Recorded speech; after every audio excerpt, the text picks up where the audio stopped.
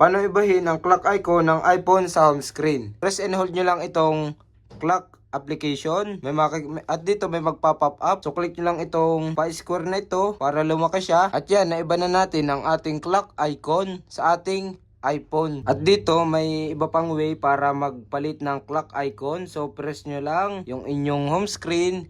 At dito click nyo itong edit sa may kaliwang taas na bahagi. At dito click nyo itong add widget. At dito sa widget, scroll down nyo lang. Hanapin nyo itong clock. Then click nyo nung clock. Then slide nyo to the left. At meron ditong iba't ibang icon. So kayo nang bahala kung anong gusto nyong icon ang ilagay sa inyong home screen.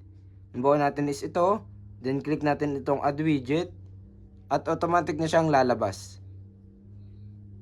Ito yung nating isang clock icon at ito din yung ating pangalawang clock icon.